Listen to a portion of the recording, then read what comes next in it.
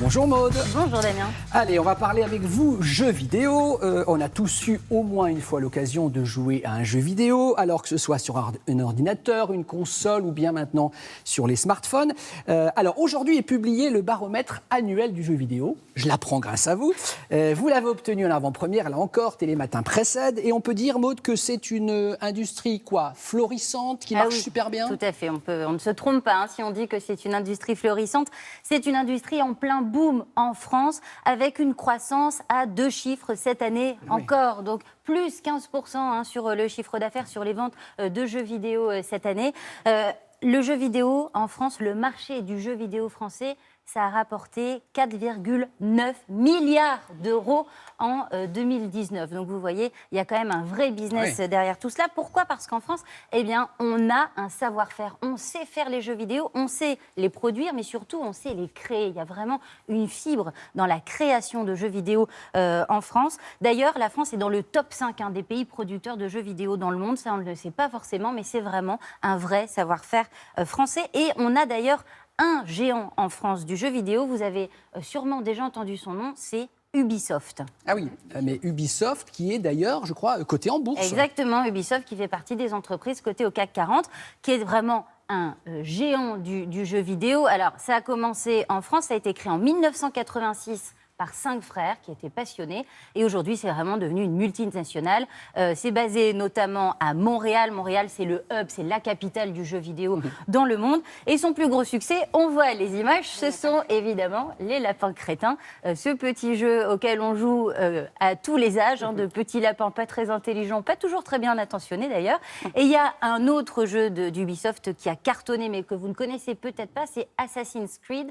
Ça, c'est un jeu qui est plutôt, on va dire, pour un public adulte, mais qui cartonne. C'est sorti en 2007 et depuis, c'est absolument la folie. Alors, il n'y a pas qu'Ubisoft. En France, on sait faire d'autres jeux vidéo. Il y a notamment un jeu qui s'appelle Dead Cells, qui est aussi un jeu d'aventure, qui a été créé par une entreprise qui se trouve du côté de Bordeaux, une petite PME bordelaise.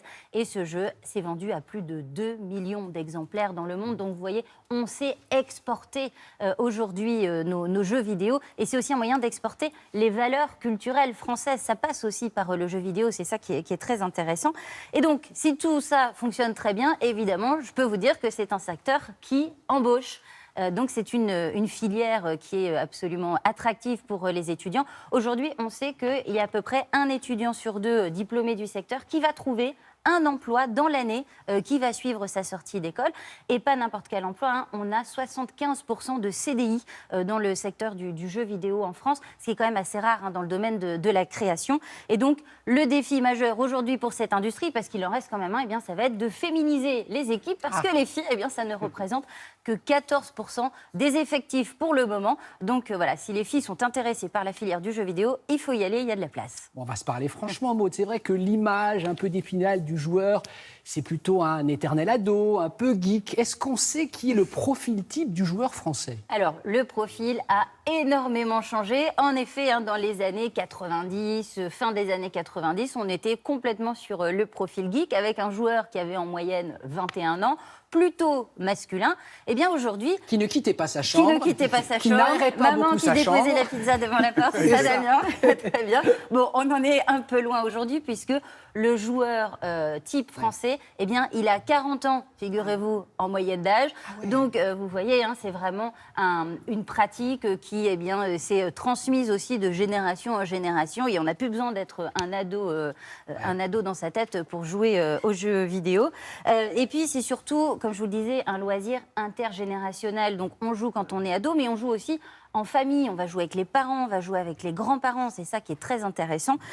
Aujourd'hui, on sait aussi qu'il y a 74% des Français qui disent jouer régulièrement aux jeux vidéo. Est-ce que c'est le cas d'ailleurs autour de cette table ? Pas du tout. Pardon, on n'est pas des bons clients pour voilà, vous. Mais vous êtes l'exception qui confirme la règle. Voilà, donc on a quand même aujourd'hui un marché du jeu vidéo qui s'étend, vous voyez, un peu à toutes les générations. Dites-moi, les jeux vidéo sont, et on va parler sous le contrôle de Richard, utilisés par certains thérapeutes pour notamment les personnes âgées. Exactement, pour les maladies d'Alzheimer, pour travailler la mémoire. Pour les AVC, pour la rééducation des AVC, on utilise effectivement les jeux vidéo parce que c'est beaucoup plus ludique et donc le patient adhère plus facilement.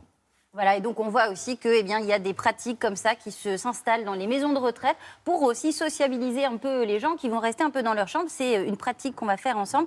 Et évidemment, si on regarde tout ça du point de vue business, on voit que le marché du jeu vidéo chez les seniors, c'est un secteur qui, évidemment, est en pleine expansion. Parfait, merci beaucoup.